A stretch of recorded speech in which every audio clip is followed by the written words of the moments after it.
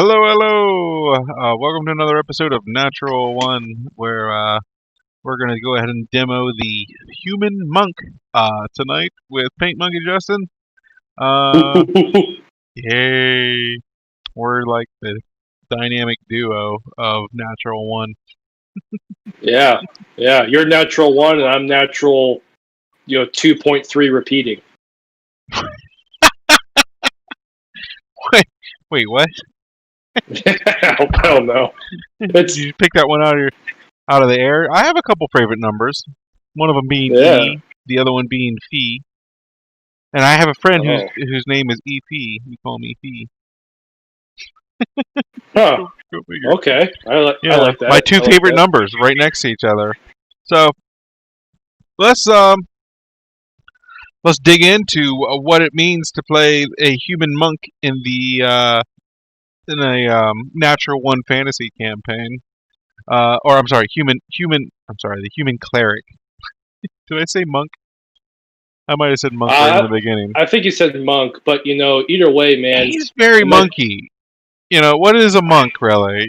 But a very devout one. I mean, it might be because we're close to the witching hour right now, but I'm feeling very pious right now. Ooh. Oh yeah. Let's do it. Okay, so what is this guy? Let's go and bring up some human cleric-y character sheet. So this is the demo character that comes with the Natural One download from my website. And so just going through here, we've done this a number of times, so I'm not going to go over too much. I will point out that he is super good, right? He's very good. And he is pious, compassionate, and a little bit anxious. Oh, yeah. Yeah, makes sense. As far as the stats go, lots of willpower. Willpower is very important for casting holy magic or clerical or magic in general. So, like, the spells, the quote-unquote spells that clerics cast are shamans or devout people. That's basically generally called magic in this system. Sure. And the learned spells, quote-unquote spells, are actually just called spells. That's the stuff cast by wizards, basically. Yeah. And then the sort of internal, quote-unquote spells that are cast by, psionicists or even druids. Those are called psionicists. Yeah, so they are called powers. So you have powers, spells, and magic. And so this guy, he uses magic. Willpower is the main attribute behind magic. Intelligence is the main attribute behind spells, and insight is the main attribute behind powers. So that's kind of how that, these are broken down that way. So obviously this guy's going to have he's got a banging starting willpower. Pretty ridiculous. Yeah. I mean, yeah, that +4. It's +4, right? Yeah, he's got a +4 to his basically all his spellcasting rolls. He's gonna get a +4, which is like huge. He is unskilled. Here's the thing about this character, though. He is unskilled in a melee weapon. And if you do a quick look at his quick list of skills,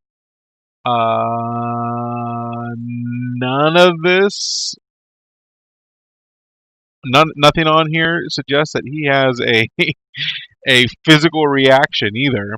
So his reaction is right. So he's going to use reaction magic from the aberration skill.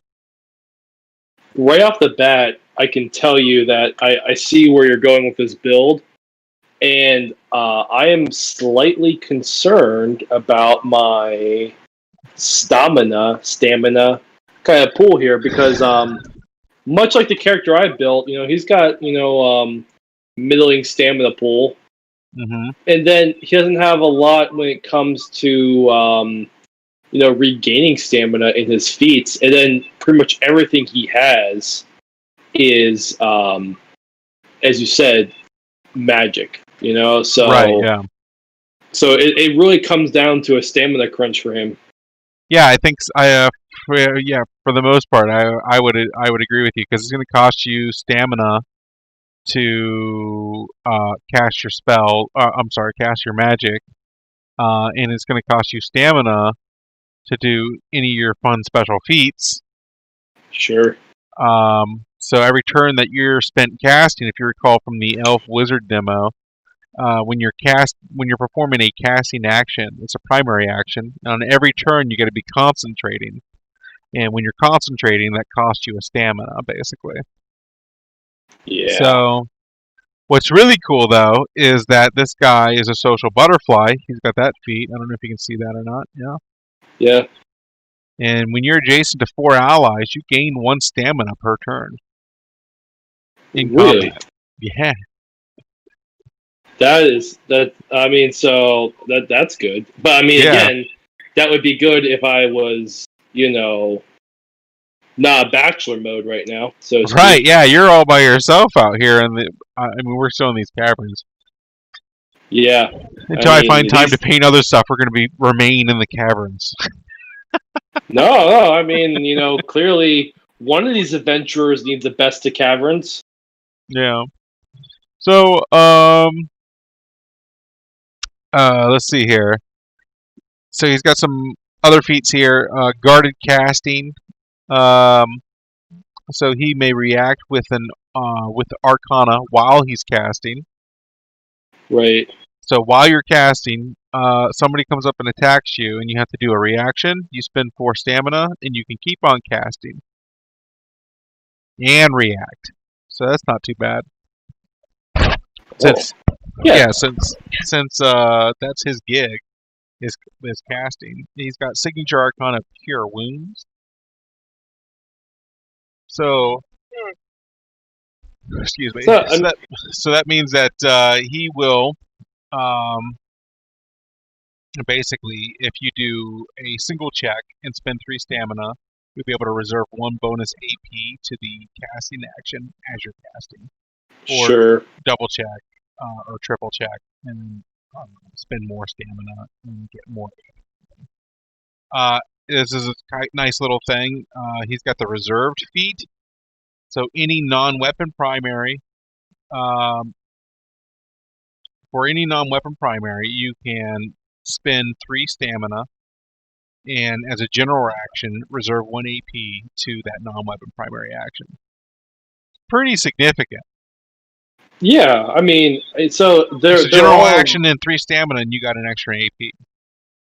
Yeah, but as we kind of talked about, AP is all well and fine and all, right? But that's basically like the casino handing you, comping you a suite, right? It's like, hey, you've been gambling so good today, you've been winning, you've been losing, whatever. Here's some AP. Here's a free dinner on us, so you can stay here and keep gambling.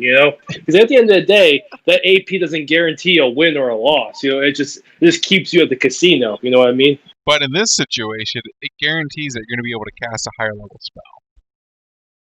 Upon success, yeah. Upon success, yes. So, and this character can cast up to 7th level in Abjuration, Astral, or Life Magic.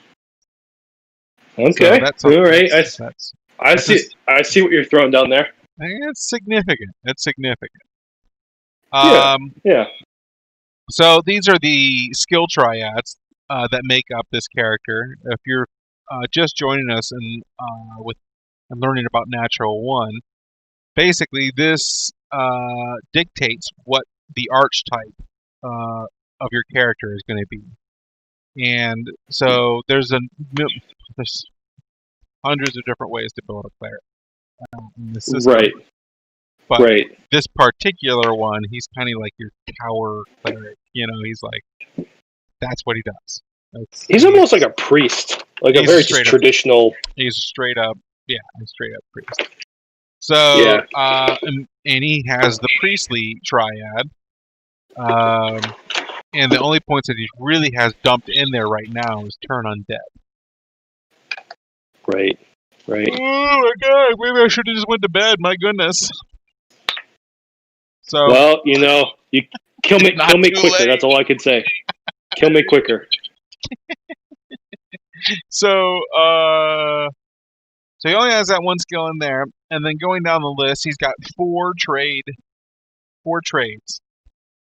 Sure. Analytics with teaching.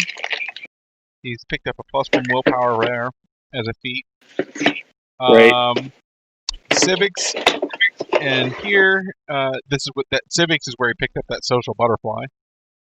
Sure. He's got the cognitive triad with most of the points put into concentrate, Right. which is nice. Yeah. And that's where he picked I up can the see second willpower. Yeah. This guy, he actually, and this is where he's picked up his third? That's not possible. He might It's actually not possible. It's not possible. This must be from old rules and must have just carried over. So in the rules, you can't just dump all your feats into one attribute and keep on raising it. You actually have to split them up. So so if you put a feat in and upping your willpower, the next time you buy an attribute feat, you cannot buy another willpower. You have to buy a different one, and then you can go back to willpower. But right. So he actually, it doesn't matter. We're gonna play this broken character anyways. Well, we'll see It's how not broken hard. he It's ends not up hard being. to change, but you're gonna miss out on a feat if we do it right now. I mean, we could pick an extra feat. Yeah, it's on the PDF. We're gonna play with it. Yeah, man. I say let's give me the advantage once. I do want to throw that out there. You gotta understand, Natural One right now, we're at version 0.44, and it's in beta, so it is going to change minutely. And well, I shouldn't say that. It is going to change. Well, and I feel like the core of it is pretty much set in stone. It's mostly about testing all the nuanced stuff, the feats, make sure nothing's too overpowered or anything like that. Which is going to come along because I usually like to crank it up to 11 a little bit. I want these characters to be, heroic. I want people to feel like they're doing heroic things with them. For sure, and not for nothing or anything, but I think a lot of what you're doing right now is also playtesting. We've talked about that a couple times too. So absolutely, yeah. So we're having fun. We're talking, yeah. Yeah, we had just started doing some playtesting before pandemic. The pandemic. Yeah. So it's nice. It's nice to finally get back to it a little bit. Right. Yeah. But so why don't we get down to it, huh? Yeah, man. I'm froggy. You're froggy? Yeah. Let's leap, man. I'm ready to leap. Right. Let's.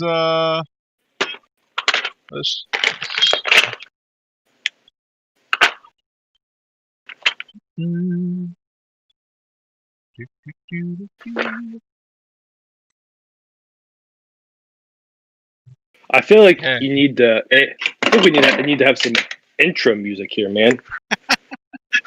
Maybe at some point. So here we are. What is the character you're going to name this character? I was kind of reflecting upon his personality, and I kind of get the sense that he wouldn't have this very strong epic name. He'd have something kind of like wimpy. So I think his name would be like Palantir Boghaven. So you can just call him Boghaven. Boghaven. Okay, Palantir. Mr. Boghaven, if you will. Right. You are somehow you guys split the party. And, Oh God, again. and no, and your anxiety has caused what you believe anyway is that your anxiety has pushed the others away from you, and you somehow you found yourself by yourself. So I mean, they never wanted me there anyway. they only need me for heals. Yeah, right. Yeah. Oh God. Yeah. So you are wandering yourself through the cave. You're heading this way. Okay. Also, All right. if you're just joining the channel, if you like this little mini here, you can watch me paint them on a couple live streams. Or being hell, if you like everything of what you're seeing, you can download all this stuff and paint it, and just, That's right. So yeah, yeah, this everything you see here is was designed. I designed and 3D printed and/or painted. So like the miniature here is Brother Hammond from Reaper Miniatures. So I obviously didn't 3D print that, but yeah.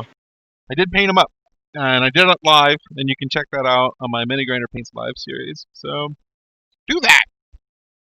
Okay, Do so it. you're going this way, and you can't go the other way. Okay. I'm All not right. letting you. My anxiety is just feeling like I really need to go this way. Okay. So I mean, you travel through. You travel through here, and it starts to open up into a whole cavern. And you get. I mean, Oh wow. it's been. Yeah, isn't that nice? Yeah, that's a great shot. So what was we need to you need to make that a still image. I can do that. It's a possibility. I'm not going to. Them. I hear you. I mean, I guess I could take it. Yeah, it's easy enough to go back after the fact.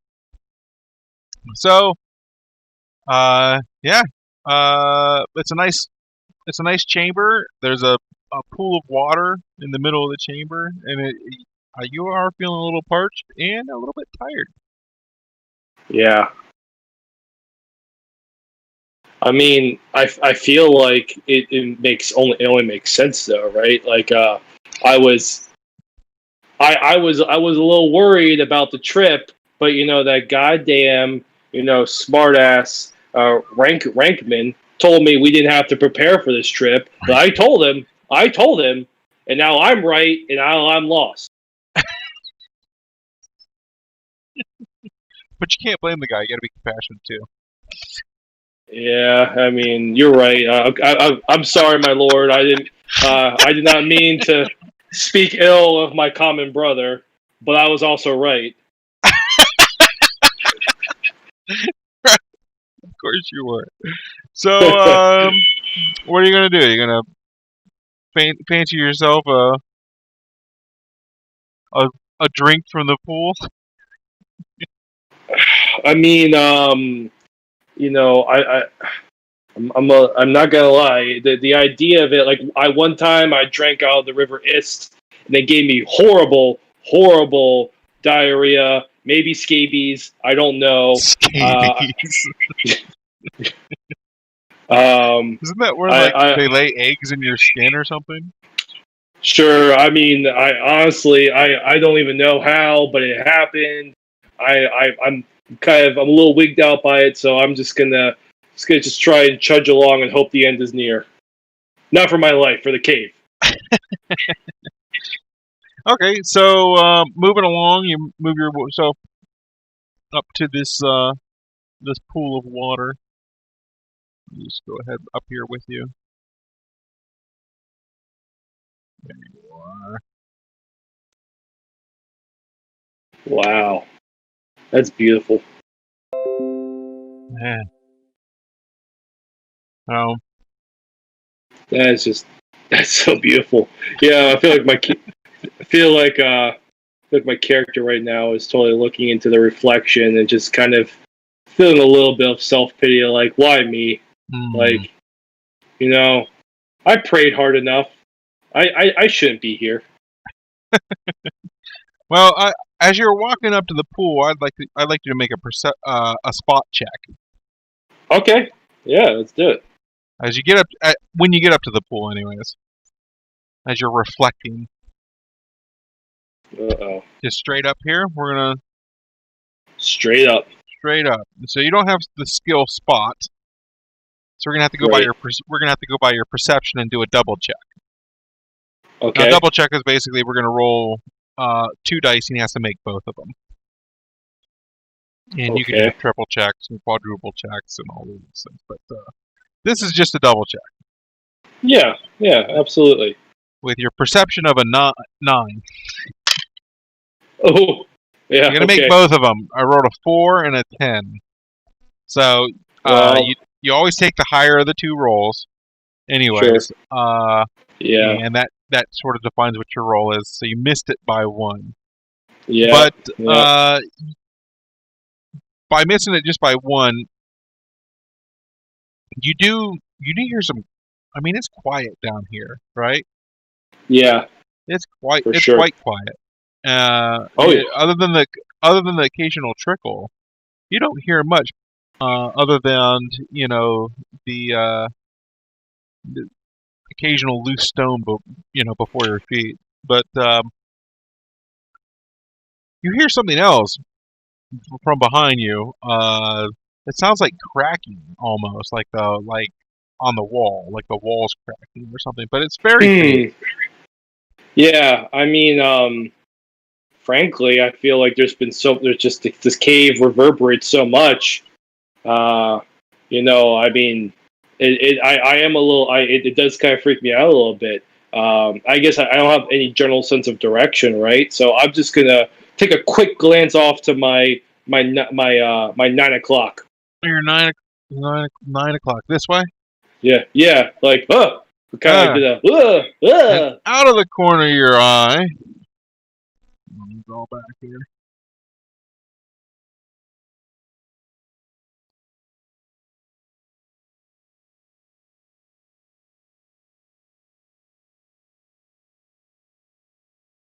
A couple of these things basically just come right out of the wall, like they were. What the hell? Like the wall cracks away, like they were encased. And as you're watching this happen, a couple more. You can see they were like, it almost looks like they were encased into the wall in like some kind of shell of some sort or whatever. And so Whoa, you can see okay. their form. You can see their form in the wall, actually. Huh. But Oh shit. like some, very thin ceramic, the wall just sort of, sort of breaks away and reveals them. Huh. Okay. Well, so I'm gonna turn to them and definitely face that way. Okay, 1 second. Um,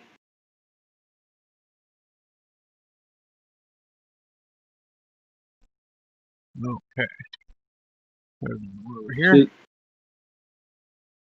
And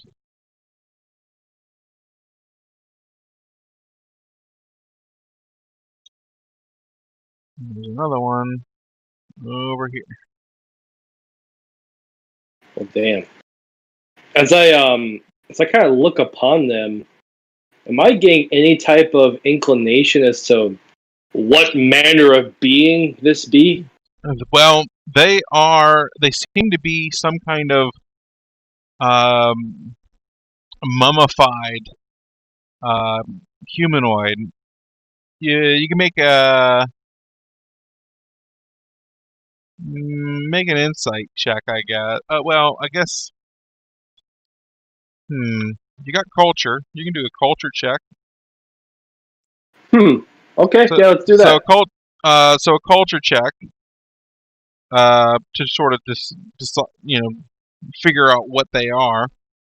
Sure. Now you I have a got a 5. on that. You have a 5 in it. But culture is based off, if we're looking at your sheet here, the attribute that culture works with his knowledge. So you can Sure. either roll a 5 single check, or you can roll it unskilled with a knowledge of 14. Right.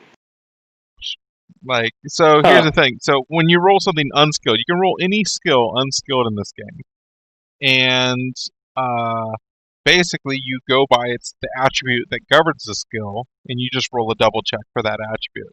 So here's a situation where he has a little bit trained into the skill, but it's not very much. So if he relies on his learned knowledge here, it might actually disadvantage him in a certain amount. If he just goes with his gut instincts, based on everything else that he already knows, by doing the double check, it's actually probably a better chance, statistic wise. Okay. But the difference is, with an unskilled check, you cannot overload it. It's not modified by anything. It's a straight up roll. With a skilled check, you can overload. You can apply your feats to it if you have some feat that goes along with it or whatever. You don't, but you have other options. So it's up to you. Well, I think I'm gonna. Your recommendation was to go skilled check.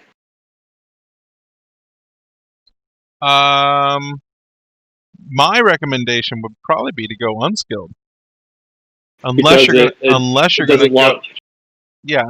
going to overload. Let's go unskilled, I guess then. Unskilled. So you need 2 14s here. You have an 11 and a 9. It's pretty clear to you that these are of like ancient Elvish descent. Oh. So I'm thinking ancient, thinking Elvish. By the way, the Elvish in my religion are heretics. I follow the god Bahamut, who is the god of justice and the ocean, and I hate the elves. Okay, and they're ancient. Well, you recognize the. It's possible you could recognize the symbols on their shields or whatever. Okay. You don't have insignias, but you could roll it unskilled also. Okay, let's do that. You got a 17 and a 3, so that one's not coming up roses for you. But it seems you're almost certain it's from some kind of evil cult, long lost cult. I'm not a fan of the elves, not a fan of the undead. I'm sure as shit not a fan of evil cults. So, that's one too many prejudices of mine are checking some boxes, okay? Okay. Well, this is going to start combat aggressively, so we're both just going to roll our initiative. So when we start aggressively, basically both sides roll initiative, and then whoever wins, they're going to start combat. They'll go first. Their turn will start combat. Let's do it. All right. So you're going to be green and gold, and I'm going to be the super pretty blue that I love. Oh, gee, thanks. I rolled a 17, and you rolled a 12, so you will get to go first. All right. So you have 2 actions on every turn. You have for everybody who's just catching up with us. On every turn, you get 2 actions. It could be a general action or a primary action. The primary actions are stuff like casting spells or swinging a weapon, or things that take time to charge up. And general actions are things like opening a door, getting a weapon out, or walking or running. Or I'm sorry, well, running is basically doing 2 movements in a single turn. So whereas a walk would be just doing 1 movement kind of situation. Sure. And then depending on the skill, some skills are free actions, and you can do any number of those in a turn, depending on the skill. They usually have some kind of stipulation. I would like to earn and burn, as I like to say. Okay. For Astral Smite. Every turn, you will get to reserve 1 free AP to a primary action at no cost. So And you want to go straight into casting some magics, huh? Yeah, and then I'm gonna, Whoa. as I like to say, earn and burn, baby. I'm Earn gonna and take burn. it, and I'm not putting a savings account. I'm putting that right in the debit account and going out to the bars. Okay, so and you want to cast Smite? Yes, please. Okay, well let me just actually bring it up on here because we can do that. So Yeah. move this out of the way. So here is going to be no. Yeah, before I had used the that is your AP. Before I had the onboard camera, so I could just move the computer screen down and you could see your AP. It's unfortunate I don't have that right now, Sure. but it's okay. Yeah, I believe you. I believe you. Okay, so you have one AP. Well, I want other people to see. So Right. let's do that. 1 second. One moment. We're gonna switch cameras real quick. You're fine. Hey, it's Hey, hey. and I have that God glow going on. You got your what going on? The God glow. Oh, God, glow. You are the DM. You are the DM.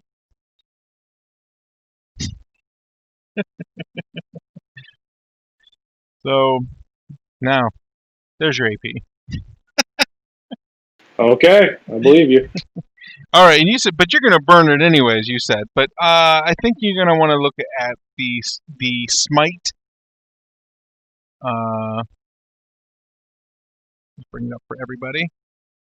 Smart man, Mr. Smarty Pants, Yeah. Mr. Yeah. Smitey Pants.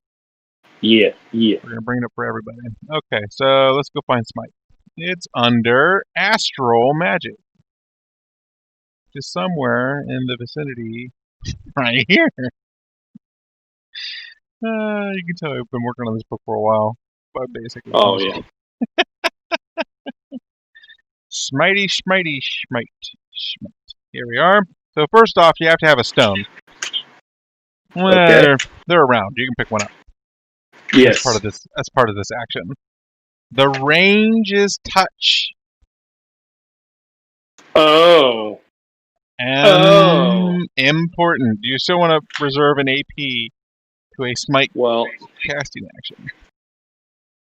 negative. Let me go back and let's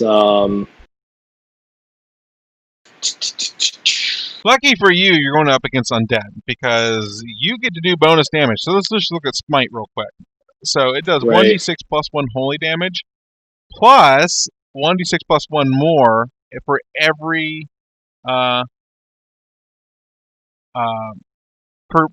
3 levels, and then for each duration. Wait a second, this is written horribly. There's clearly some grammar missing here. Okay. Yes, a period is missing. Uh-oh. And some words. So, and then plus 1d6 plus 1 more for every 3 levels. And then for each turn of the duration of this effect, any recipient of the coverage receives 1d6. That's, yeah, this whole beginning thing is moot. And you just go, so this is how it should read. For each turn of the duration of this effect, any recipient in the coverage receives 1d6 plus 1 holy damage plus 1d6 plus 1 more per 3 casting levels. That's easy. Okay. So basically every 3 levels, so every 3 of these, right? Right. You're going to do 2d6 plus 2. So that if you have 3 of those, you'll be doing 2d6 plus 2. Now the thing is with holy damage is it does double that amount. So whatever you roll is going to get doubled against undead. Okay.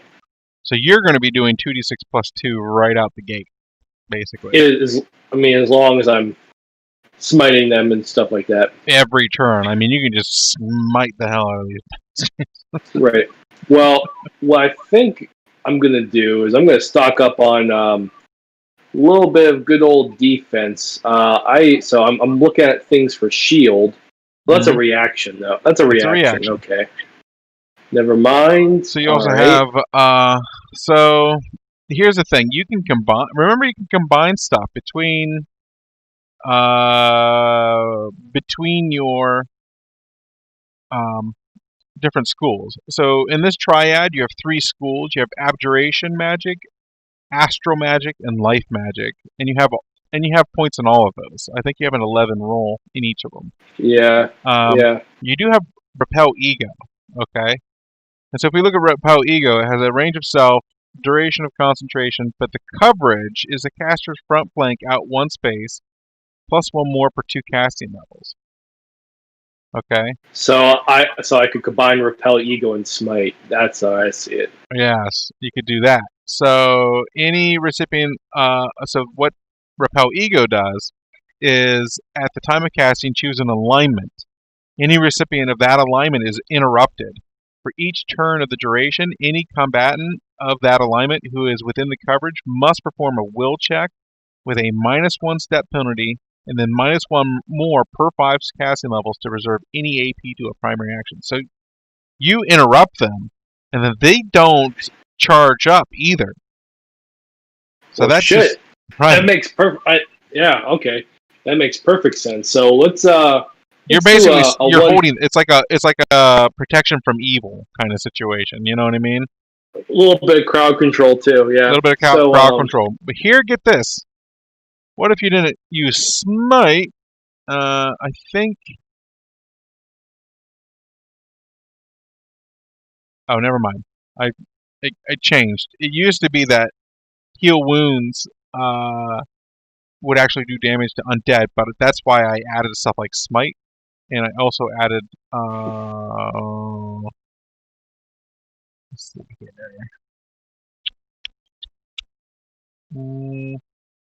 That was something else. I guess not. Holy touch. There it is. Holy touch is nice. Do you okay. have holy touch on that sheet? Sorry. I'm looking at the spell. Do not. Basically, holy touch works like a smite also, but but only against cursed and damned recipients or Okay. demonic, cursed and demonic recipients. But Right. any other Right. recipient of this effect will receive one overload die plus one more per 3 casting levels to use specifically for any contest until the end of combat. Once used, the special overload die are considered spent and cannot be used for any. This has two effects basically. It's kind of neat. Right. But I'd say I'm gonna go with a combo repel, ego, smite just to see what that looks like for right now. you're going to combo. So you are reserving an action point to uh, to a repel ego smite combo, basically. Right now, how many AP do I need to pull that off? I guess I would You need need at a least minimum two, of right? 2. Yeah. So your first So you action know is what? I'm gonna go ahead that's and not also use my reserve feat. okay. So this is a good start. You're definitely catching on. So when you do that, so the reserved. Well, let me see here. Reserved. Just to remind everybody what reserve does. Reserve 1 AP to a non-weapon primary action. That's right. So I'm going to spend a little bit of extra stamina to make sure I lock in So you're going that. to be spending 1 stamina to start casting, right? Because you're Yes. concentrating now. And then as a general Yes. action, you are going to spend 3 more and reserve an AP, right? So that's a total of Yes. 4 stamina, and you will get 2 AP. So here we are. Ta-da! Here's your 2 AP. Okay. And then let's earn and burn it, Also, baby. I think it would be good if I pointed out their AP. So we're gonna have green guy. He's got they're wielding. I guess I should have mentioned. They are wielding these giant swords. They look very old, and Probably have tetanus attached to it. Ugh. No, they're quite nice looking even for their age. Oh. But you can definitely see the patina on them. They're like, so each one of these guys has a size 4 martial blade on them. Right. I'll just throw that out there too. So, but you got your 2. You got your 2 AP. All right. I'm So, gonna earn it, burn it, baby. Go ahead and you have a roll of an 11 in that. We're gonna go ahead and roll those for you. So you wanna do anything else? Unless I'm missing it. I think in terms of overloading. Yeah. Precisely. I'm feeling okay on these rolls. It's an 11. It's an 11. Okay, so we're just gonna roll 1 die. No, you got 2 die. 2 dice. Sorry, because we're comboing. You gotta make them both. Yep. Not gonna overload? No. Okay. Feeling good about them. A 16 and a Yes. 19. Jesus. Well, it makes me feel better. At least I failed across the board instead of 1, you know? Right. Well, damn. Really, you just need to pull this off once. Okay, so that was your 2 actions. It's their turn. Now, what the hell? Let's take a look at these things real quick. Just to clarify, how is that 2 actions? Well, you spent 1 action. Okay, so for free, you were able to reserve 1 AP to your primary action. That happens for free. Every turn, you get that, right? As a general action, as your first action, you reserve that with that feat, right? Right. As your second action, you casted. Got it. Okay, so the feat costed the action. That's the first action. Right. Yeah. So that's your 2. That's your 2 actions. So now. Okay. Thank you. Yeah. So now these things are going to get to go. Oh God. Let's see what slicey dicey. I might get to go to bed soon anyway.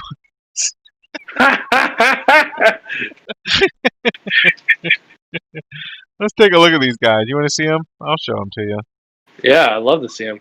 Okay, so this is a creature sheet, and there's a dynamic creature sheet, just like the character sheet, dynamic character sheet, where you can create creatures even, and you create creatures in a similar way as you do characters, basically. Okay. And so, for instance, they even have traits. I give them traits too. So they are merciless, creepy, and determined. Oh, Jesus. Right?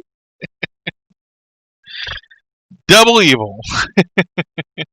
Double evil. Double evil. But they have a movement rate of 3. Also notice that undead have 0 constitution. That's part of their creature shtick. traits. Right, yeah, it's one of their things. And instead, their hit points are based off their willpower, which is their willpower for these guys is a 5. Okay. Okay. Willpower for undead and how they work.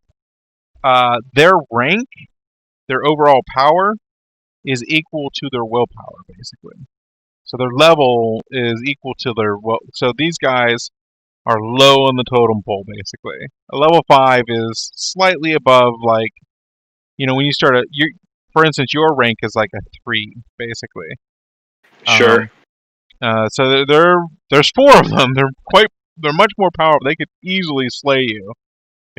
Right. Oh yeah. Basically. If this gets out of hand, They don't have a lot of hit points. A normal like a size 3 creature usually has a lot more hit points. But how you determine hit points is it's hit point times constitution. But for undead, it's hit points times their willpower. So like their whole ability to stay, for me anyways, I feel like their whole ability to stay animated, to go forth, has everything to do with their will to persist, right? For me, anyways. And so a weak undead should be very easy to take down regardless of how big they are, Right. So that's Right. kind of Absolutely. where I sit with that. The reasoning behind all that. But they have some interesting skills here. As far as their combat skills go, they have uh, absorb, which is a reaction that allows them to basically up their DR. Flank, which allows them to sort of get in behind people. This is their martial Right. weapon attack. Then they have some creature skills, namely ignore damage from the cursed triad and fear from the cursed triad. All Uh, right. and then they also have some mystical stuff going on, mystical trade skills, and this comes from, this is kind of what makes them like an elvish skeletal warrior sort of situation. Sure. Right. Their feats, flankster, which basically, whenever they flank, a recipient must spend 3 more stamina to turn their facing, which is like significant. You're gonna have to spend 4 stamina to turn your facing when you get flanked by this Right. guy. It's Right. like that's serious business. Yeah. I mean, They can do fury attacks. So for 1 stamina, so if they spend 1 stamina, they can discard one of their AP and roll a size 1 weapon attack as a free oof. action. As a free action. Okay? Yeah. That is a bit brutal. It's brutal. Brutal. Martial weapons Brutal. are pretty serious. They do less damage, but so for instance, that 1 AP, that 1 AP there is basically worth 1d4 plus 1 damage. They're quick attacks. They're super quick attacks. If he were to swing this whole blade, that would be 1d10 plus 1 damage, right? So how martial weapons work Damn. is right, yeah. How martial weapons are cool in that you don't have to wait for the whole thing to charge up to swing. You can swing in the first thing, right? But what Fury does is says you're already charged up, and I want to attack you 4 times this turn for 4 stamina, each separate attack. So now I'm doing 4d4 plus 4, right? Damn. Those are all separate attacks, and it didn't cost me an action. Jeez. Well, yeah, I'm screwed. I'm dead. Yeah, Fury is pretty ridiculous. Let's see how overpowered it is. Okay. Good to know. Another cool thing that they got here is Intuit. This is a new feat that I'm adding to the Monk Triad. So it basically says, and it starts with a triple check. So you do a triple check. All the monk skills cost stamina to use. Okay. What this says is basically instead do a triple check. In this case, it's a double check because it's leveled up. But instead do a triple check, and it doesn't cost you any stamina to do those skills. That's all. Right. So Okay. you might be asking the question, well, if they have such crappy willpower, then skills that require willpower, why don't they have a big giant negative? And Well, there's this feat called Dominated, and this is for undead that have a master somewhere. They were created by like a lich or a necromancer. They have some necromantic master that created them, and they created them with this in mind. And what that says is will modifiers are reduced to 0. Will saves are performed with the master's willpower. Right. Okay. And then these guys also have inscrutable stamina, so they have bonus stamina to use too. Not stamina. So these things are pretty nasty. But I'm fairly certain that you're going to be able to blast these guys. Oh, another thing I wanted to point out here is that the other cool skill in the Cursed Triad is Drain. Yeah, but they don't have any points in that one. Okay. So, you might notice that there's a whole lot less triads in the creature sheet. Why is that? So the only triads that you keep together are the creature triads. But when you're creating a creature or an NPC character, you're permitted to take any skill from the combat discipline, for instance, and take 3 of them and put them together and make their own triad, Right.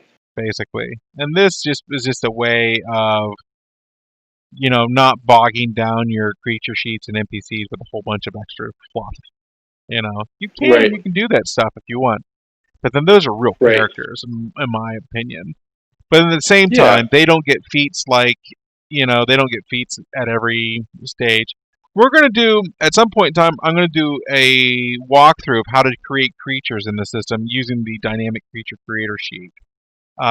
So Yeah. we'll cover all that stuff later down the road. Let's move on to what these guys are going to do to you, though. So now that we've had a little walkthrough with them. And also, I got to write down, I probably should have did this in preparation. Uh-oh. I just got to get this pencil. Give me the pencil. Or pen. I'll take a pen. Whatever. I don't care. There we go.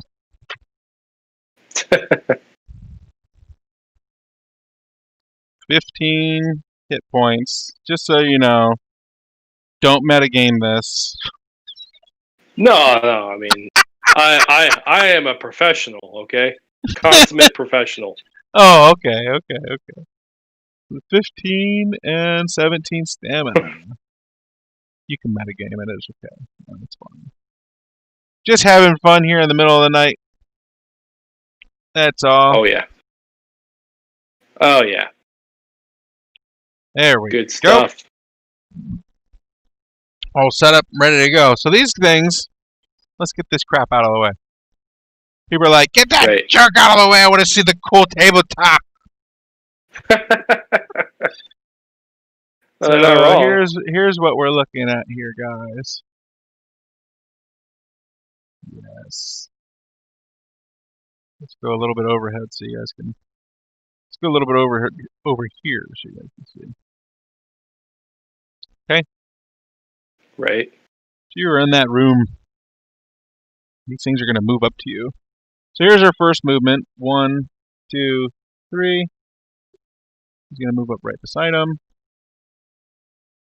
1, 2, 3. I used to use their bases are all 1-inch bases, so I just use that as a sort of gauge for how far they're moving. 2, 3. A lot of people are going to be like, "Whoa, he's not playing with a grid. He's cheating."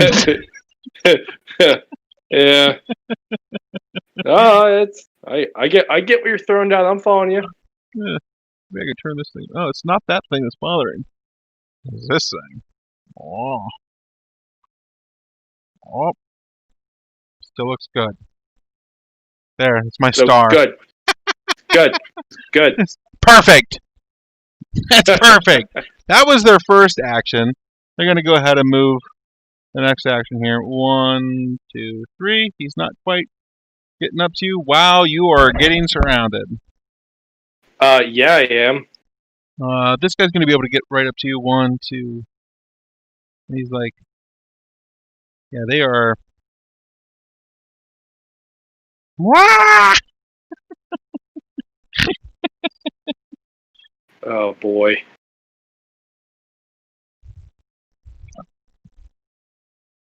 Yeah. Here's a quick overhead too. Well, contemplating just jumping into that pool of water. Just seeing what will happen there, you know what I mean? Yeah, I mean, what you gonna do? That was their actions. You got 2 actions. So you can try the same thing you did before. Yeah, I mean, I guess the good news But is that that's gonna burn both your actions, though. Yeah, but I think I'm okay with it. It's important to note that you have options here. Yeah, I mean, he's now they are now within touch distance, which Oh yeah, you can smite one of these guys, but next turn they could just totally unload on you. Right.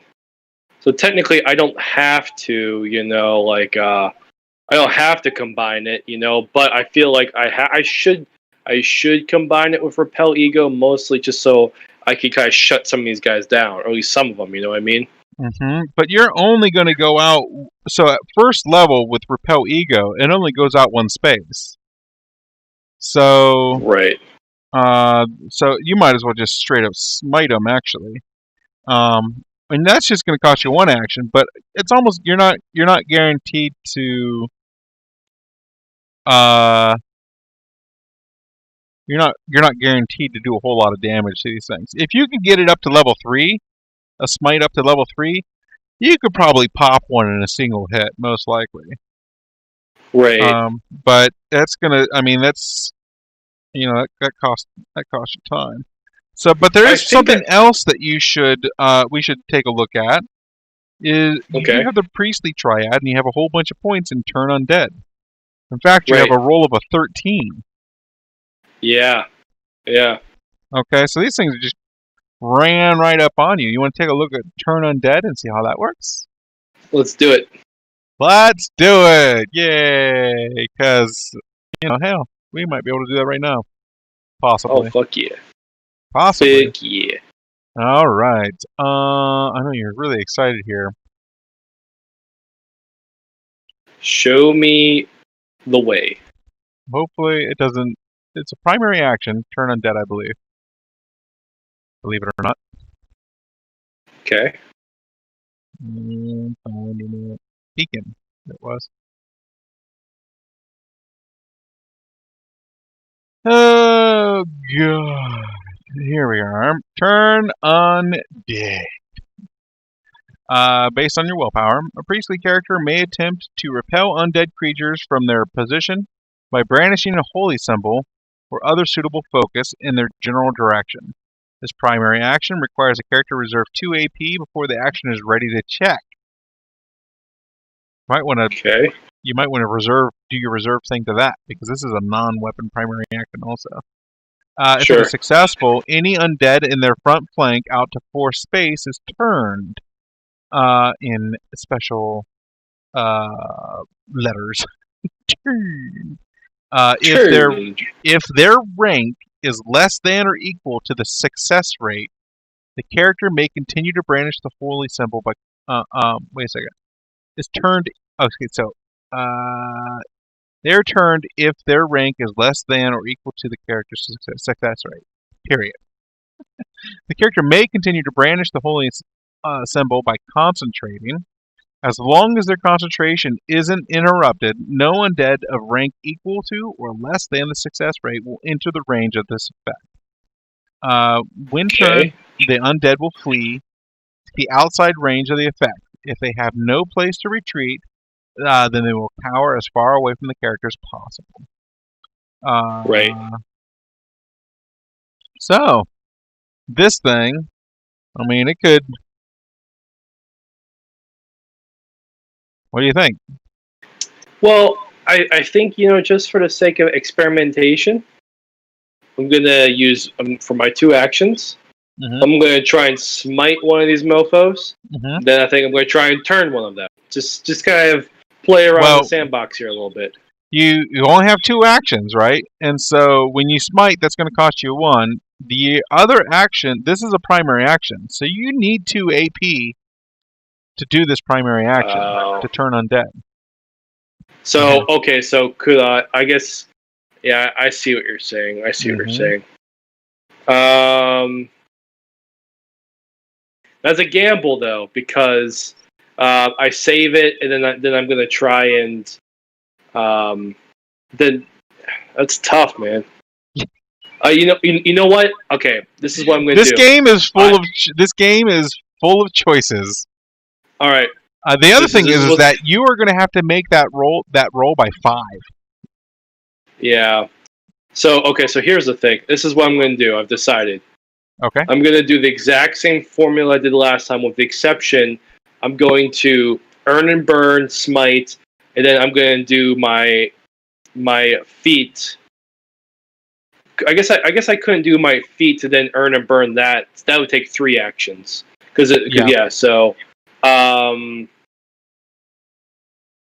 okay. I got it. Earn and burn smite, and then use my feet to get another AP. End of turn. And then end of turn.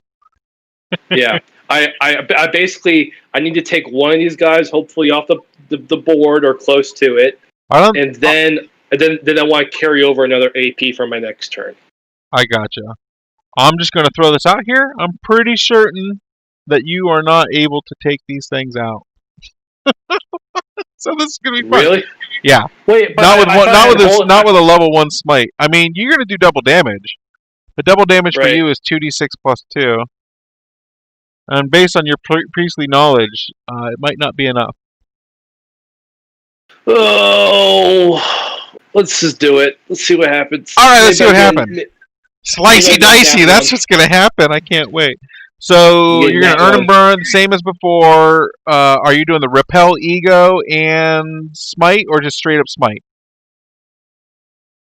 Straight up smite, and then I'm going to save that AP for next turn. What about this? Let me say you this.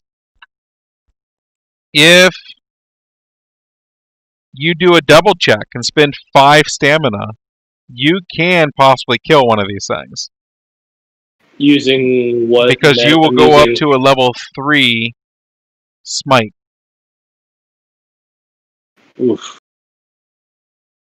All right, let's do it. I need using the signature arcana. Oh, no, never mind. The signature arcana is for cure wounds. Take it all back. Never mind. All right, got it. Take it all back. It's all good. Yeah, signature arcana is great for the stuff that it's assigned to. Yeah, it sounds like it. Jeez. Yeah, it's pretty good. Like, it just instantly cast. You can if you do a triple check and spend 7 stamina, you can instantly cast a level 5 arcana. In that case, cure wounds. Right. Okay, so you're just gonna do. Are you doing a single check or are you overloading? Single check. Single check. Hardcore. Yep. Hardcore. 7. Made it by 4. Great. Okay, and this is smite. So if I recall, smite has a will save. So they are going to need a 6. Which one are you going for? Smite, right? No, which character are you going? Which baddie? I mean, they're all flanking me. Well, they're not. I mean, you're basically the only one who's flanking you is this guy. And he's not within touch. Let's go. Okay, so if my guy's facing 12 o'clock, let's go for the guy who's at my 11 o'clock, who's kind of like in the middle.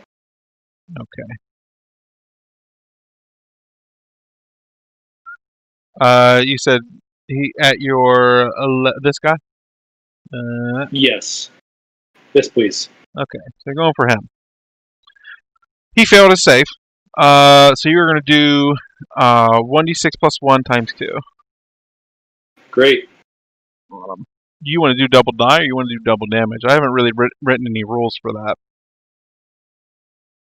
Double die or double damage? Double damage, yeah. Double damage. I think so too. Especially when you roll a 6. Damn right. Damn right. He takes a total of 12 plus 14. 2 is 14. We've been a lot better on my turn. Then I'm gonna use my focus. What's it called? My reserve feat. I'm just gonna reserve my 1 AP towards a I guess. Do I have to declare it now in terms of what I'm? Because I haven't really thought that. Kinda, yeah. Either casting action, you say casting action or weapon. Well, it's definitely gonna be a cast. It's definitely gonna be a casting action. You know what? It's gonna be towards turn. It's gonna be towards turn undead. Okay, so it's gonna be towards the skill turn undead. Correct. Yes. Okay. That's what I was gonna do. I remember now. Gotcha. Hold on here. Let me make this a little bit more pretty. A little bit more party. There we go. That didn't take long. That didn't take long at all. Much prettier. Okay, so that's your turn. Your turn. I see what you're doing. You're holding out your stamina for your reactions, right? That's what you're doing, right? Because you're gonna need them. Cause well, let's see here. First off, let's take a look at their stuff. So they have a couple cool skills, namely one called Fear.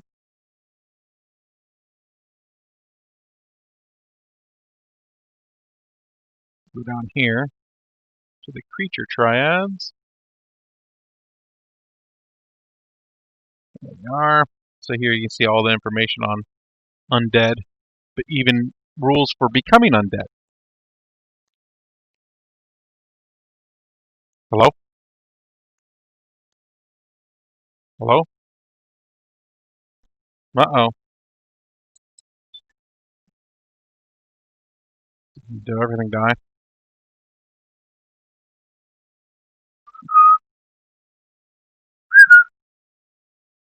I think we lost. We lost them. Oh no. We may have to, maybe we'll...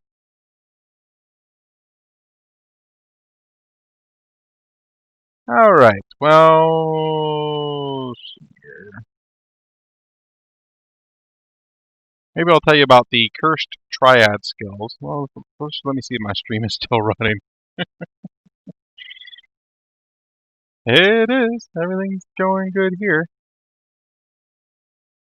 Are those things Mentos?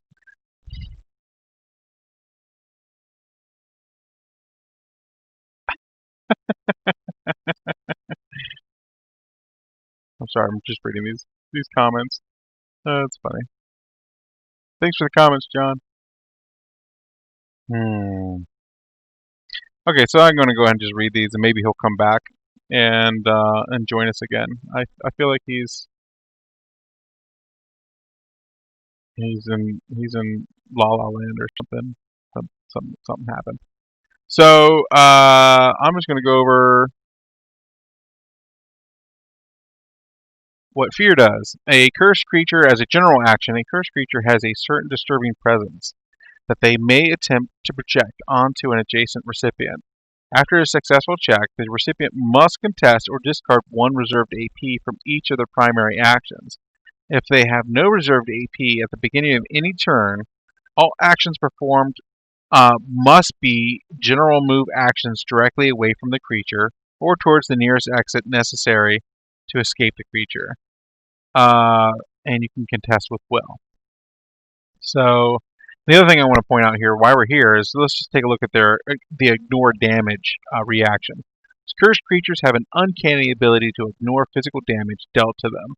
The creature may react to incoming damage with an ignore damage skill check. If the contest is successful, all damage dealt is nullified, but the creature must discard one reserved AP from each primary action. So in this situation, what we have is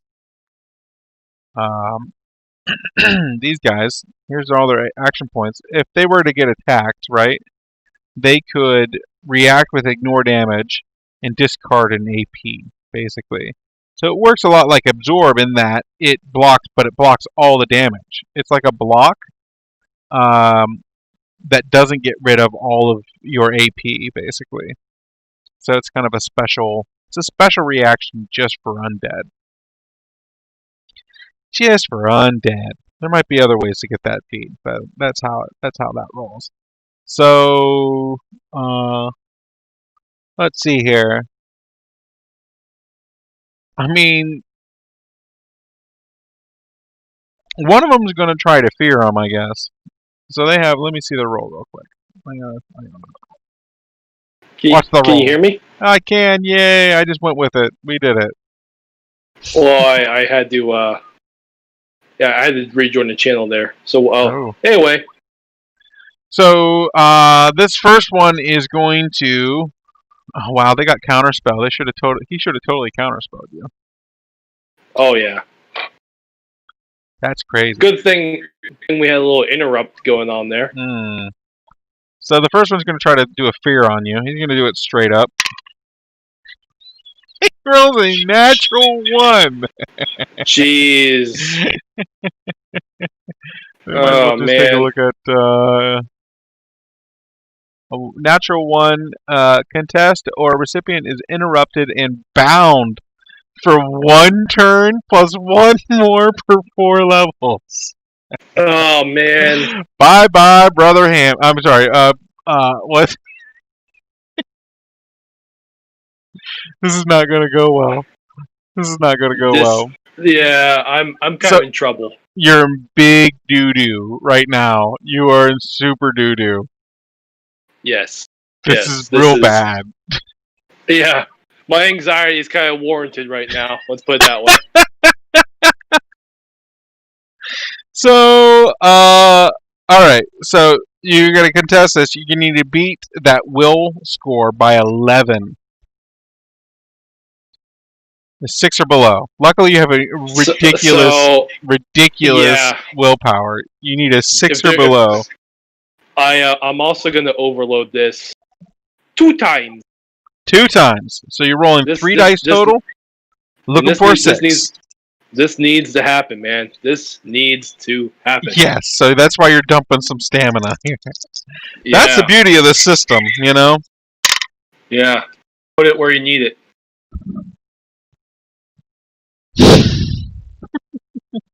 That's a good thing you're really attached to this character. Because I rolled a 14, a 14, and a 10.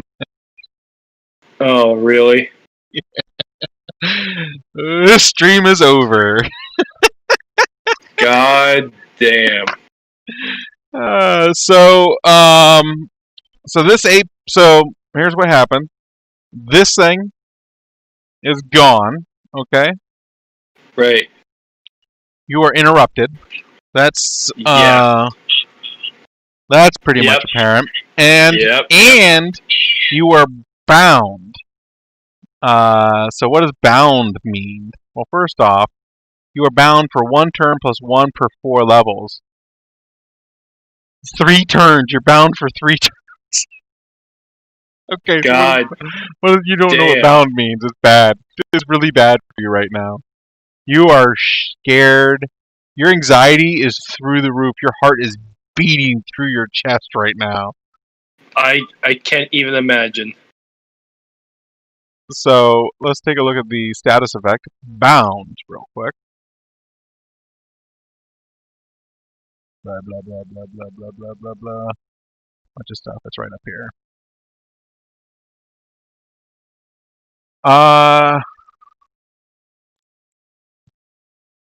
Bound.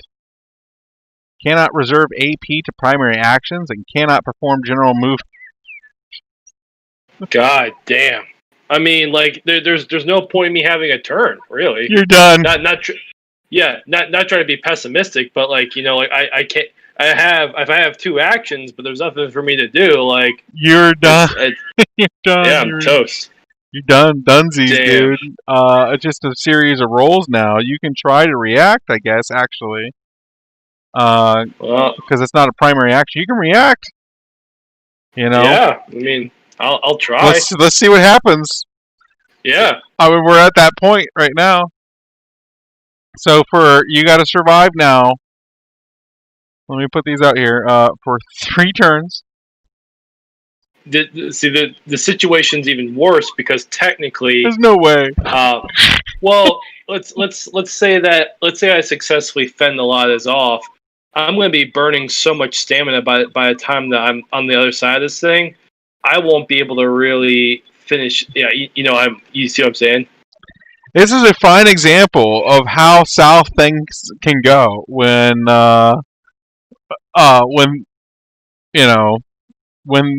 situations like this aren't taken more seriously. I felt like I felt like I I thought you were overloaded gonna just the totally obliterate these things. Yeah, yeah. Trust me. I, I, I I kind of really got that expected impression I too. really expected you to get that first thing off and then just keep it on all the time. Right, You know what I right. mean? Oh, you're walking up Yeah, to me, just walk right up into the smite, buddy. You know what I mean? yeah, right. Yeah, exactly. But That didn't happen. say la vie. Damn. Well, Also, you guys probably shouldn't have split the party. Most likely. yeah. I am a noob when it comes to that. So I mean, we can roll God this out damn. if you want, but honestly, it's I tell you what. Let's just do one more turn just to let's see kind how of long. see how bad. Let's just see what happens. Let's see how it pans out. Okay. It'll be good Right. to see. Yeah. It'll be good to see all the rolls and everything. You mean Anyways, you got to humble me to give me my complete and utter destruction. right? Yeah. So that same one that just attacked you, so the one that feared you, he's coming up here, and yeah, he just walked up and feared you. The other ones, uh, uh, I'll give you a fighting chance here. We'll do three. They're Yeah, gonna yeah. do full blown swings at you. Each of them. hmm And they are all going to. What's their roll?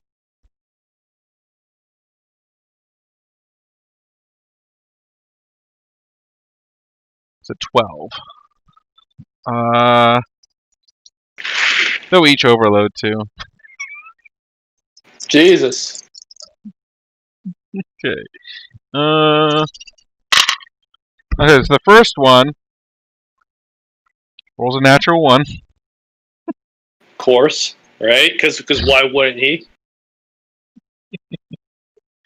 and he can Jesus. just dump his stamina and bump his die. So he makes the roll by 11 also. Okay. Are you gonna do anything to block it? Yeah. Well, I get unlimited amount of reactions, right? That's the new roll. Yeah, right. Yeah, but each reaction that you're gonna do is gonna cause a step penalty for the next one. And he beat it by how many? He beat it by 11. By 11? Yeah, that natural ones really No. suck. Yeah. Okay. Yeah. Yeah. Yeah. Oh yeah. You got that one. Yeah. No. I'm gonna have to let that one slide, unfortunately. Okay, so the die damage goes from 1d10 to 2d6, and then he can dump some stamina to move that up to 2d8 to 2d. He's gonna go to 2d10 Jesus. plus 1.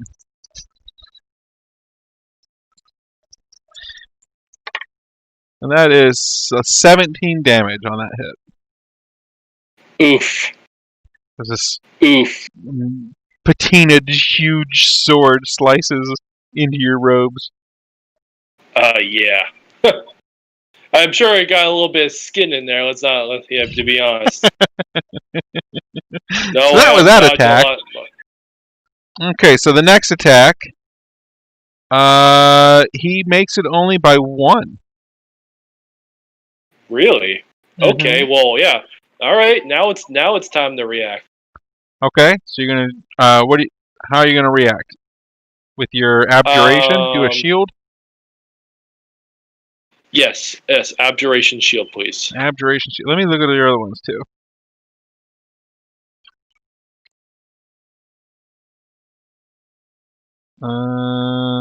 The arcane ward obviously doesn't apply.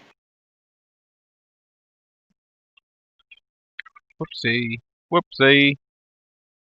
Yeah, arcane ward's not gonna help you here. Right.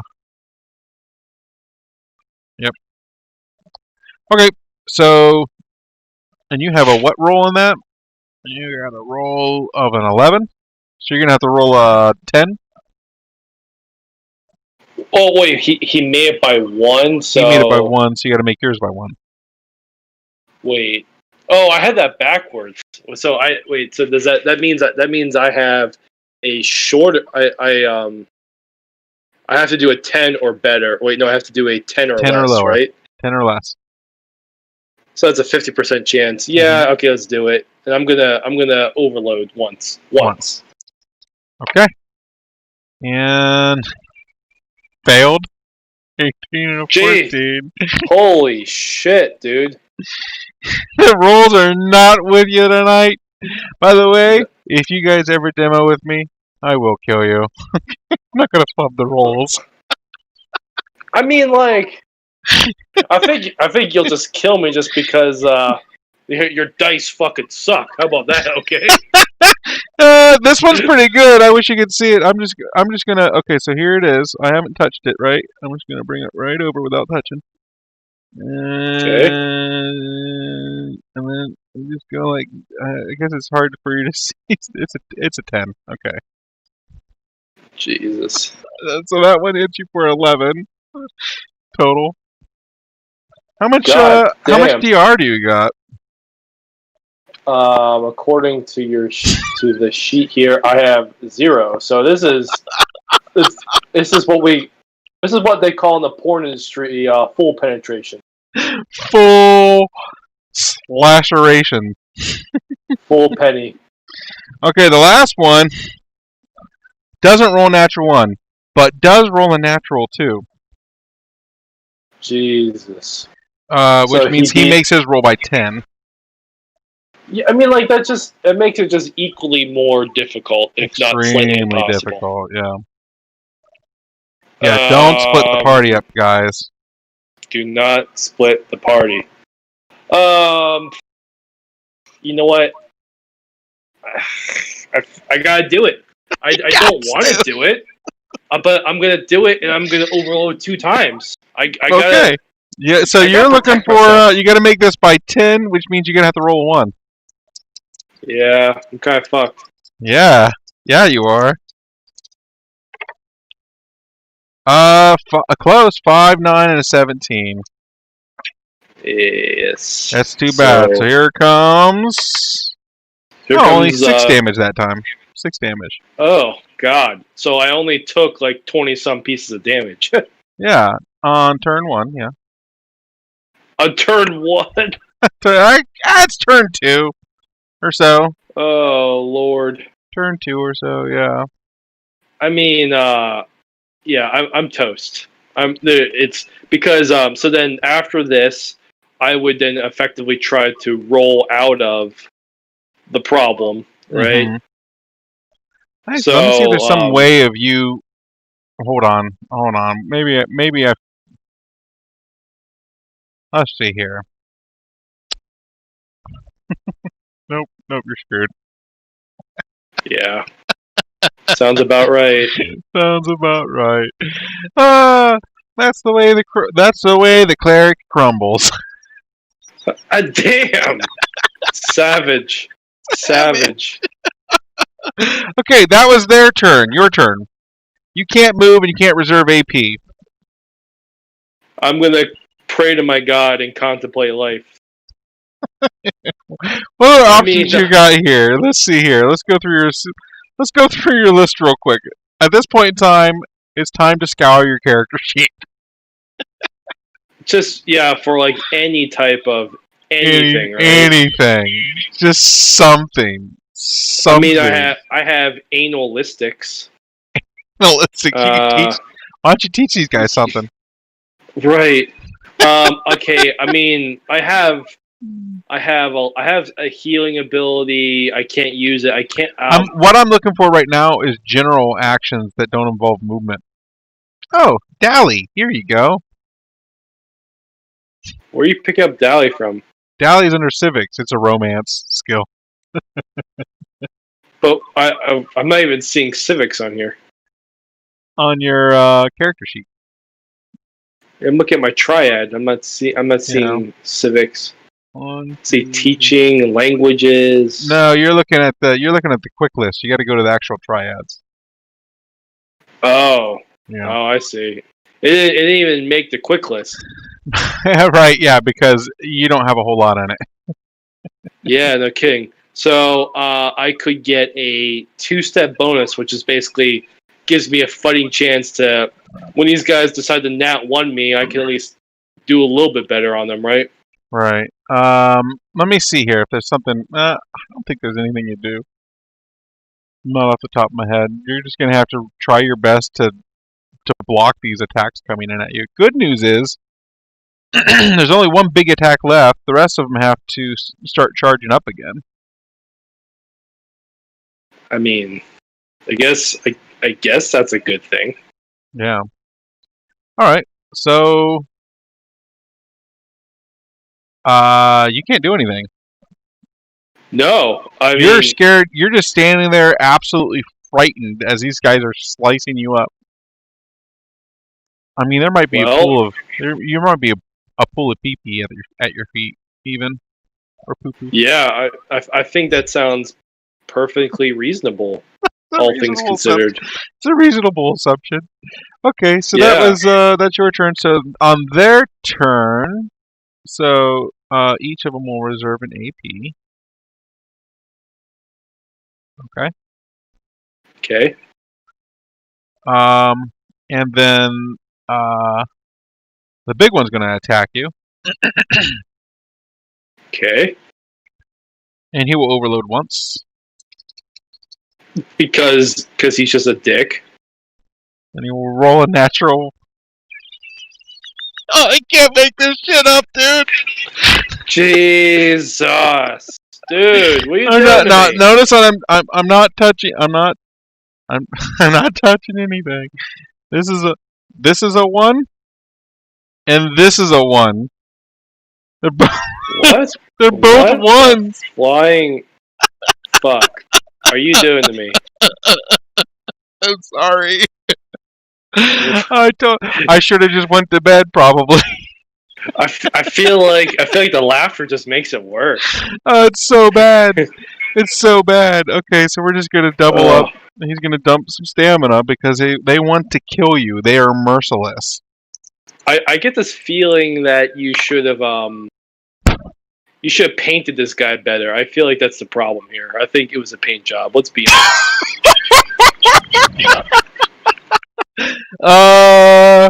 Okay, so I just rolled that. And I don't even want to tell you. It's so bad. It's full damage, isn't it? It's max damage. I just rolled 2 natural ones, and for the damage, I rolled 2 10s. I barely let off a fucking whimper in this battle. It's okay. So here's the one. I don't know if you can see it or not. I haven't touched them. Right? Let me see if I can just move it closer, sliding it forward. Just inspect that. Just move this guy. Oh, he rolled. You saw it roll. Everybody saw it roll. There we go. Great. So that's 21 damage. Are you unconscious yet? I only have like 35 health points, you know? So you had 39, and the first round you took how much? I think I took 22. 22. So here's another 21. So now you are negative, and you are unconscious. Oh yeah, no, and these guys are not gonna. They're gonna gangbang me like a freshman at a first day at college. You never know. They might just leave you there for dead. What was their personality? Their traits? Their traits, yes. I'm merciless, I guess. But yeah. they're not. Nah, but they're not. These things are not smart enough to determine if you are alive or not, necessarily. I mean, you know what? There's still hope. There's still hope. I not tell you tonight. what. There's no hope tonight for you. I tell you what. I tell you what. We don't have to play this through. But what I'd like for you to do, just to make this a funny little side note here, I would like for you to roll like an intelligence check or something, just to see if they have the wherewithal to finish me off. You know, like, oh, we need to kind of keep pounding on this guy a little bit, and then watch if he doesn't do a nat 1 on this. There'll be double checks because I don't do attribute checks. If any time that you don't know what skill to use as a DM, you can always go straight to the attributes and just say what attribute is going to fit best in this situation, right? Sure. Right. Yeah. And but the deal is, it's an unskilled check. At that point in time, you're going to have to roll 2 dice. So attribute checks, you just don't get to roll 1 die. You're going to roll 2 die. All Right. attribute checks are basically disadvantaged in that sense. Right. Okay, so I can't believe you totally got annihilated. Dude, annihilate doesn't even begin to describe it. It's very important. Okay, so this is imagine for a moment that you were playing this character, right? That doesn't have Right. any reaction. Zero. You actually had reaction. You have a reaction. You tried to react. You failed Right. at it. But imagine playing a character without reactions. This is going to be the outcome. So don't Yeah. do it. Basically. Well, and honestly, I know I could probably done maybe a little bit more overloading, but I felt like I felt like in the beginning maybe 1 or 2 times, but really I didn't realize I was gonna be steamrolled this bad. I think I overloaded fairly adequately or to the best of my ability. Okay, only one of them is going to stab you again. Yeah. And so now roll to see if he net ones me and basically finishes me off. No. This is a quick stab, 2 damage. It's just like a poke. Okay. And if you're not moving,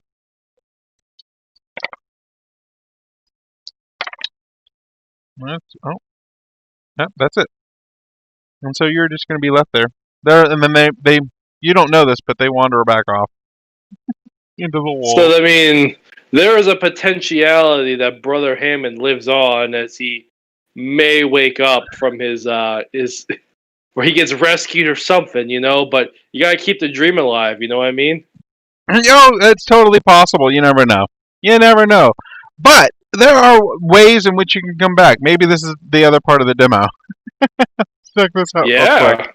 So I just want to go over a couple things here. Namely, how do you come back? How can you come back? If you were to die, right? Sure.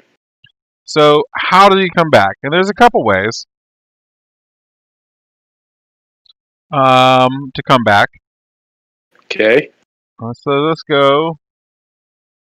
Well, first off, one way to come back is to be turned undead. Okay. This is the easiest way to come back, actually, believe it or not. Really? Mm-hmm. Believe it or not, this is the easiest way.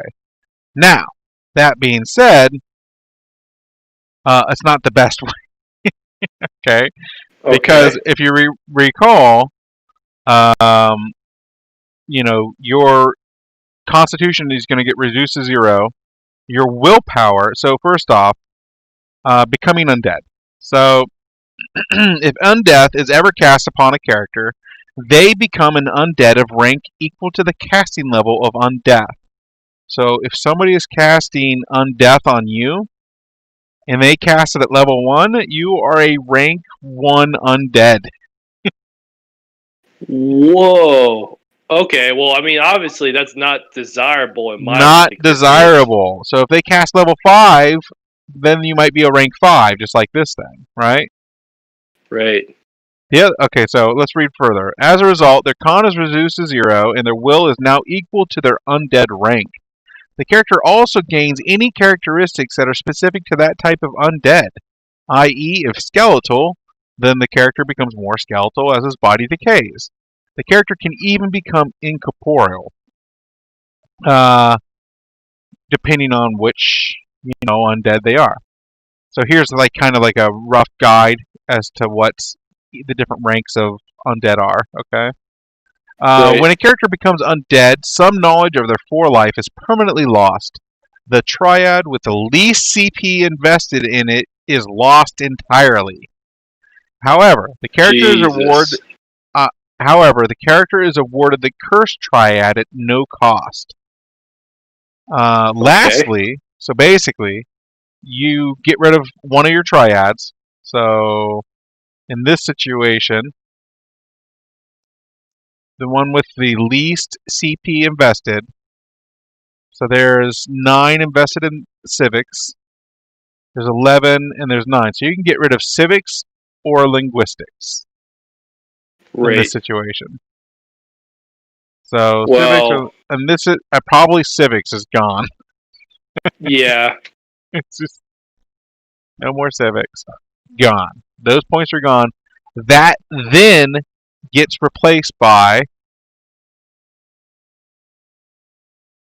this triad, the curse triad, and it starts off at 0 CP across the board. Okay, Okay. and then if you're undead, every session you gain CP, you can start investing it into this triad, and you can do these skills.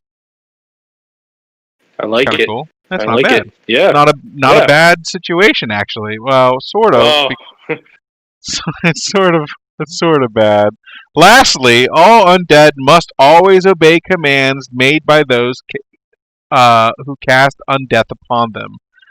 So, while this may be controversial to roleplay at times, it is still encouraged. The game mechanics should be considered prior to raising your fallen compatriots back from death. Jesus. Right? Here's another thing. You actually have. So let's go take a look at undeath real quick. Okay, Mhm. just for fun. Okay. So here we are in necromancy. Look for necromancy. Invocation. Here's animancy.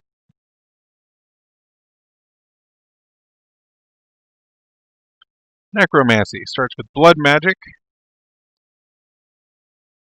We're going for death magic.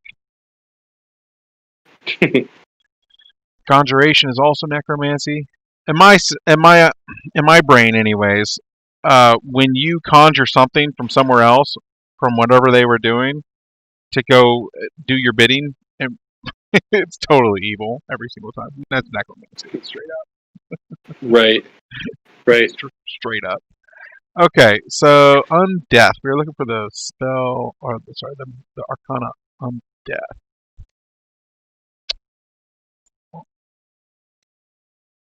Oh, bestow undeath is what we're looking for. Here we are. Okay, so effect. Any lifeless recipient within the coverage is bestowed on death. Any lifeless recipient. Right. So if you figure out a way to cast this as an area of effect, you can raise up multiple ones. Right. Okay. The casting level of this effect determines the rank and thus the type of undead created. Any undead created are under the command of the caster. Commands may be issued with a general action as if they were a trained beast. Living things are immune to the effects of undeath. So you can't cast undeath on something that's alive. Sure. Creating specific types of undead must be learned before being able to bestow that type of undeath.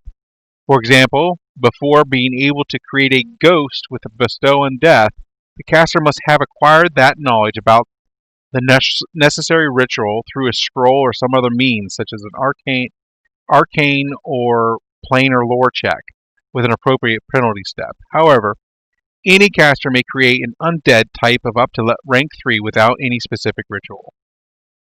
So, That's pretty incredible. yeah, so there's a lot of story element in there available then, you know what I mean? Yeah, absolutely.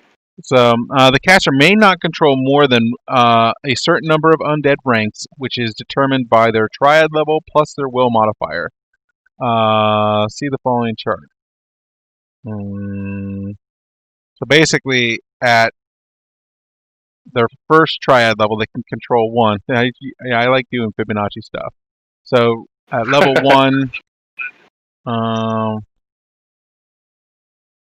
yeah, triad level 1, triad level 2, triad level 3, 4, 5, 6, 7, 8, 9. So at 10 level, you can control 55 ranks, right? Damn. At 20th level, you can control 6,765 ranks. What the? I mean, yeah, you at that point you're just full on necromancer. You're full on necromancer, and you have an army of undead. Yes. Yeah. That's pretty incredible, though. That's like 6,000 skeletons. Yeah. 7,000 skeletons. That all have 3 hit points. So it's not. I think But you'd have to be triad. You'd have to be a necromancer of level 20. There's going to be some crazy ass player out there who's just going to want to do that. Be like, all right, give me 6,000 minions. Lastly, with Bestow on Death, destroyed or otherwise vanquished undead are immune to Bestow on Death unless stated specifically by some other ability. So they can't be bestowed again. Once you do it, that earthly coil is used. That is used. And it's not to be abused again, basically. So that's one way to be brought back. Okay. That's right. I mean, yeah, and then that's a really fun, unique way, albeit you kind of said it controversial too, you know? It's a little controversial because basically if you're going to bring back your buddy, your compatriot that you're playing a game with, you are that character's master. Your character is that character's master. There's no way around it. Now you can play that out whichever way you want, but it's just part of that's just the thing. I don't know. This game is made for grown-ups who like to, or for anybody else who wants to act like an adult and have some fun. Right. Yeah. Absolutely. You know, you just don't get pissy with each other. It's something that's just fun. It's just fun. Just play it out. Have fun. All right. Yes. So the next, so that is basically, if you saw Bestow on Death was, I believe, a common. It was a common arcana. Sure. So the uncommon arcana, which can bring you back from the death, is called Raise Dead. And basically, the coverage is a deceased recipient of no more than 6 days. Okay. This powerful magic brings any recently deceased recipient back to the brink of death. The casting level of Raised Dead must be equal to the hit points required to restore the recently deceased to their death hit points.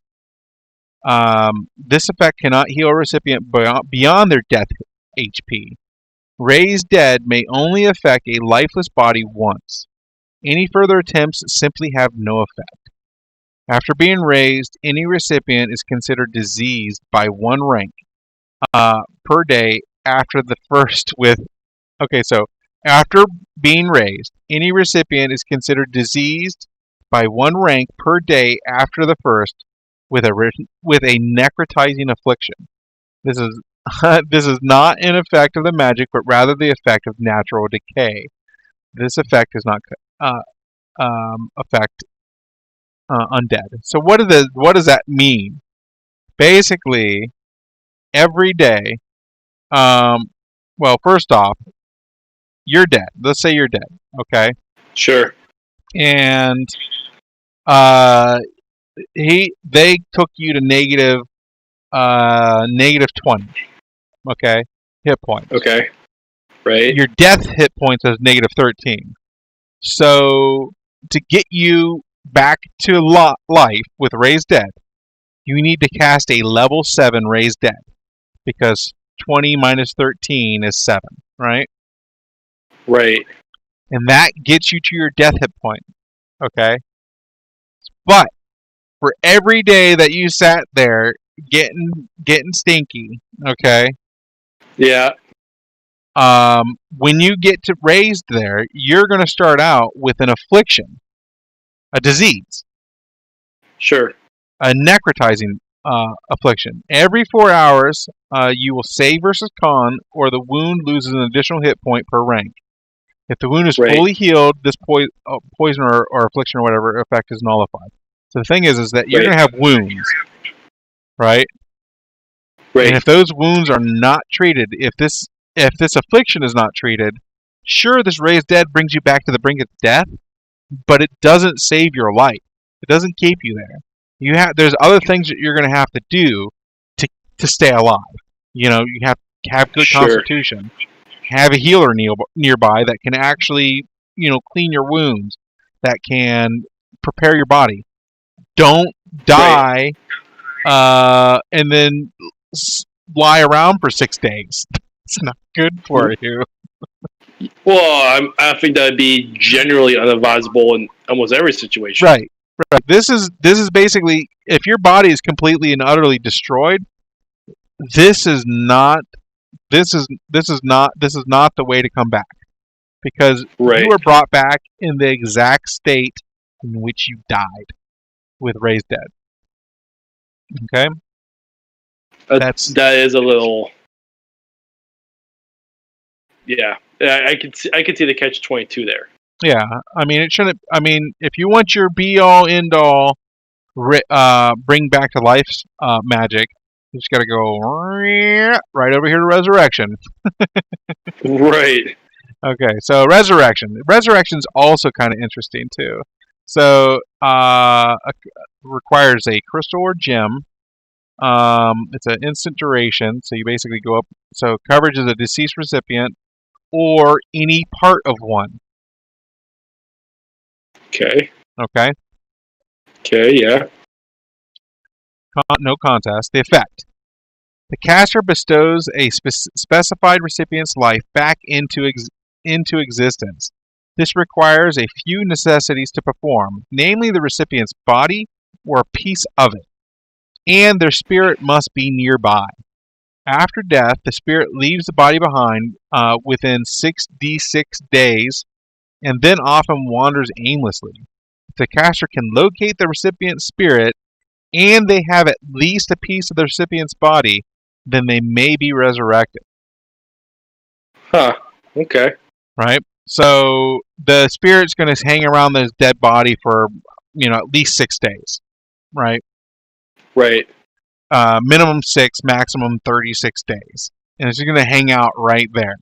And so it's going to be easy to resurrect somebody right from that spot kind of situation. Right? Sure. Right. But after a while, they might just go around and start, just wandering around. At that point in time, you're going to have to use other skills and abilities to find said spirit. And story, too. Right. Story elements. Yeah. Right, yes. The recipient must perform a con check with a -1 step penalty for every missing body part. Okay? So, oh boy. So if you only come back with an arm or a head, right? You're gonna get a minus boy. the con check after resurrection is gonna get a step penalty for everything you're missing, basically. The con check receives a -5 step penalty if only a small piece, such as a finger or tooth or bone, is available during casting. Okay. Oh god. I mean, you're taking a finger and turning it into a person. I mean, that's a pretty powerful finger. It's hard. Yeah, it's hardcore. The con check also gains a bonus equal to the casting level of resurrection. So if the con check is successful, they are resurrected to 0 hit points and free from any status effects as well. If failed, they are resurrected but permanently lose a number of con equal to the failure rate. Jeez. I mean, at that point, just leave me dead, you know? Why'd you bring me back, you failure? Yeah, right. Like you just made me freaking anemic. That's all you did. Right. Yeah. So I mean, that's so brutal. There's some cool stuff going on in there, though. Namely, I just want to point out that the con check also gains a bonus equal to the casting level or the resurrection.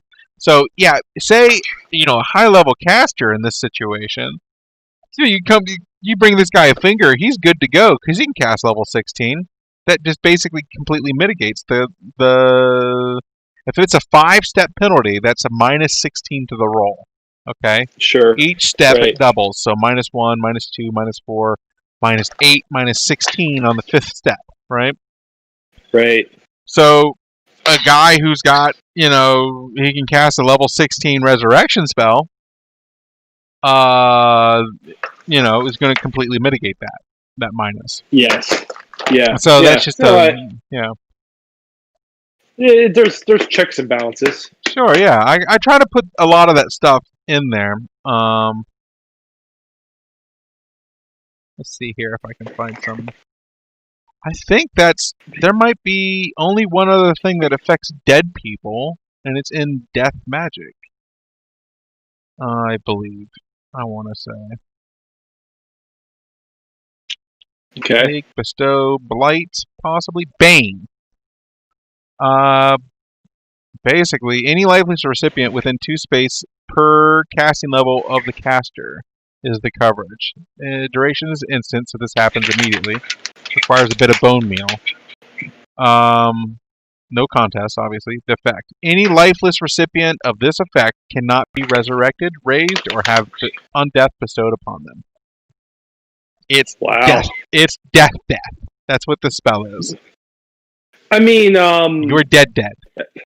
That in some ways that's kind of useful if you have in story mode like just this persistent freaking lich that keeps popping up every other campaign, and you're like, you know what?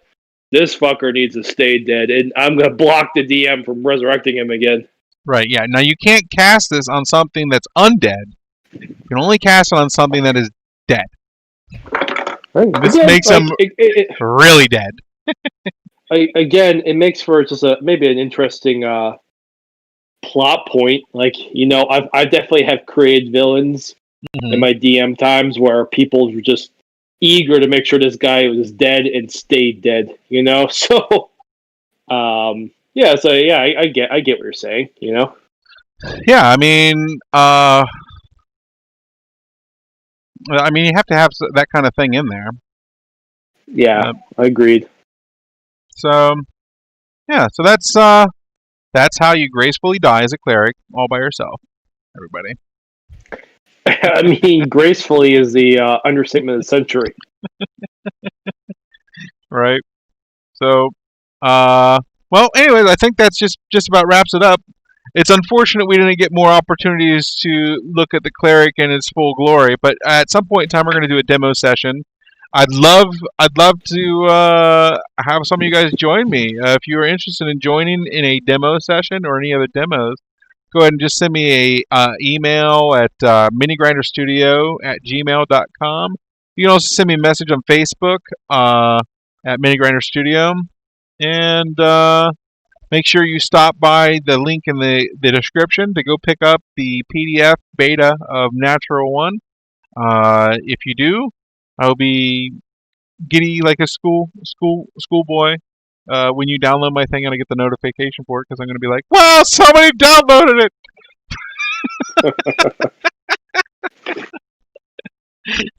It always brings. Oh boy! You're going to make my day if you do it. So just go do it. Justin, yeah. Thank you for letting me absolutely annihilate you tonight. Well, I felt bad. I took it easy on you tonight. What's that? I took it easy on you tonight. It's good. It's good. Finally I win. Finally. Finally. It was wonderful playing with you. And it was yes, if you want to pick up any of this wonderful terrain, namely the hex tiles or any of the cavern scenery, stop over while you're picking up that PDF beta of Natural 1. You can go pick up those files, STL files also. Anybody else who doesn't care, really? Thanks for watching. A lot. Thanks a lot. And I hope you guys have a wonderful night or day or whatever you're doing. Bye. Bye.